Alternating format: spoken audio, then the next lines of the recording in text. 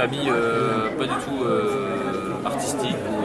Voilà, j'avais quelques BD à la maison, mais pas du tout dans le milieu. Mais voilà, c'est moi, simplement. Je suis venu à la BD via les westerns. Donc voilà, c'est une passion. J'étais passionné de western avant d'être passionné de bande dessinée.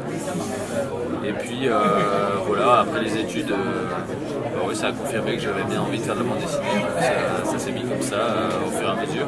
J'ai fait quelques albums. Mon premier album c'était Le Révérend, qui était un western aussi. C'était une aventure un peu chaotique éditorialement, parce que c'était chez Emmanuel Proust qui a fait faillite, etc. Puis après j'ai signé Résilience chez Casterman. Et ça c'était une chouette expérience. En 4 tomes, et voilà, maintenant je viens de sortir Western Love chez Soleil. Comme je disais, je suis un vrai passionné de western, donc j'ai toujours, même si j'ai d'autres projets en tête, j'ai toujours envie de faire un western quelque part. Il y a toujours un angle, je cherche toujours un angle pour faire un western intéressant. Et en fait, sur mes 2 séries précédentes, j'avais toujours des histoires de couple, c'est un truc que j'aime bien. Voilà, j'aime bien mettre des couples au centre de mes histoires. Mais c'était toujours en second plan, il y avait toujours une thématique au-dessus, une intrigue plus forte. Et là, je me suis dit, j'avais vraiment envie de mettre ça au cœur du récit, entre guillemets, de faire juste ça, juste une histoire d'amour en western. Et il se trouve qu'avec le genre hyper viril du western, je trouvais ça hyper intéressant de revisiter un peu le genre et ses clichés, ses codes, avec une histoire qui peut paraître naïve de premier abord, mais en essayant, j'ai toujours essayé de garder le dosage assez bon pour ni que ce soit trop naïf, ni que ça soit trop pensif au niveau western. Donc voilà, c'était un petit jeu d'équilibre. Mais voilà, quand je l'ai pitché à mon éditeur, l'idée c'était un mélange entre les westerns de Sergio Leone que j'adore et Coup de foudre à Notting Hill, comédie anglaise romantique que j'adore aussi, dans un complètement autre registre. Mais voilà, c'était un peu ça la genèse, on va dire. Et en fait, à la base, l'idée de la romance m'intéressait, mais j'intellectualisais fort les personnages. Je me disais, il me faudrait 2 personnages qui représentent une classe sociale ou une communauté ou quelque chose pour qu'ils se rendent compte qu'il y a une opposition. Et en fait, un jour, j'étais sur ma série Résilience et j'avais envie de dessiner pour le plaisir. Et j'ai fait une planche western vraiment pour le fun, juste pour moi. Et à peu de choses près, c'est la première planche de Western Love qui est sortie. Et donc j'ai décidé de faire confiance à l'instinct, comme ça, au personnage qui était sorti. Je me suis dit, si je les dessine comme ça uniquement pour me faire plaisir, c'est que en fait, je vais avoir du plaisir à les dessiner tout un album. Et voilà, c'est un peu comme ça que c'est né. Alors, c'est donc le personnage principal s'appelle Gentil. Et c'est en fait, quand il rencontre Molly ça se passe au Nouveau-Mexique, dans un bled assez poussiéreux, assez crado, comme on en trouve dans les westerns. Et il rencontre Molly, il aperçoit Molly qui gère un restaurant un peu à part dans la ville.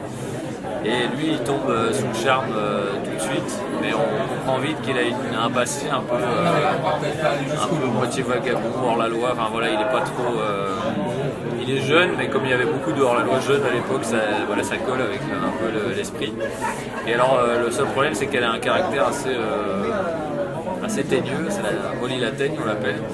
Et donc tout l'enjeu pour lui c'est de réussir à la séduire alors qu'elle n'a aucune envie d'être séduite. Donc voilà, c'est un peu une histoire d'amour et leurs 2 passés, les rattrapent un peu, se mélangent, il y a plein de rebondissements dans l'histoire. Et voilà, l'idée c'est un peu de la tendresse et des fusillades, quoi. C'est un peu ça le mot d'ordre, on va dire.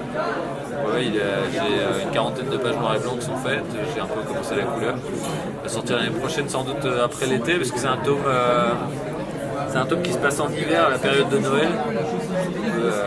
Voilà, de manière un peu ironique, mais ça se passe à la période de Noël.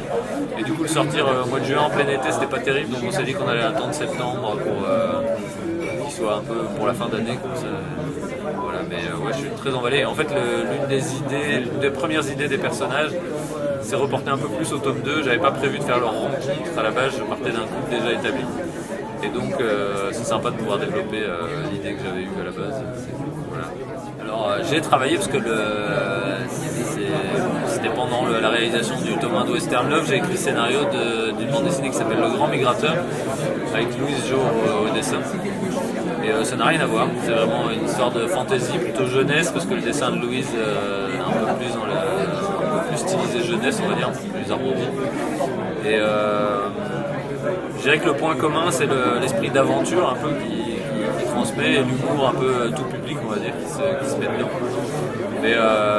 Mais c'est vraiment avec l'univers de Louise, donc c'est des couleurs assez différentes, on est plus dans des gammes de vert, très nature, mais moi j'ai adoré, j'ai vraiment fait une pause au milieu de mon album de Western Love pour écrire le scénario du Grand Migrateur.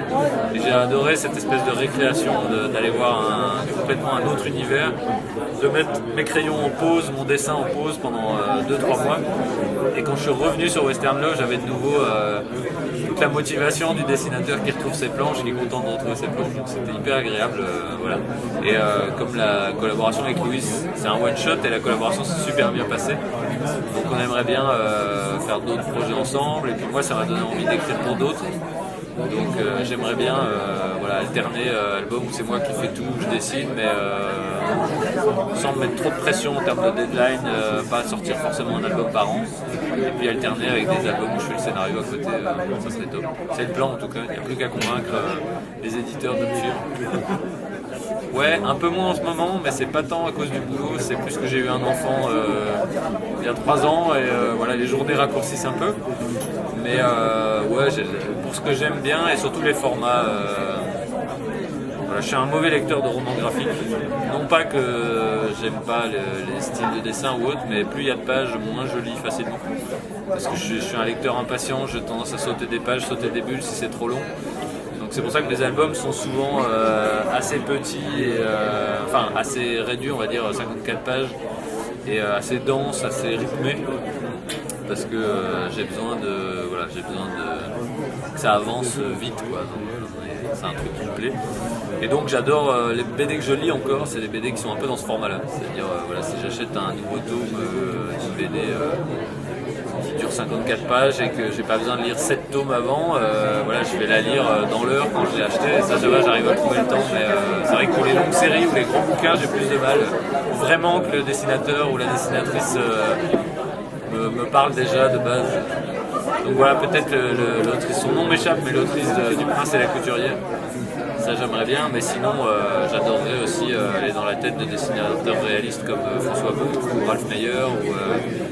Ça c'est plus que ça serait voilà, François Boutre, j'irais bien voir comment il gère ses perspectives de décor. Ralph Meyer, j'aimerais bien savoir comment il arrive à avoir la patience de faire chaque petit trait dans ses cases pour que ça soit aussi fouillé chaque case. Donc il y a plein de...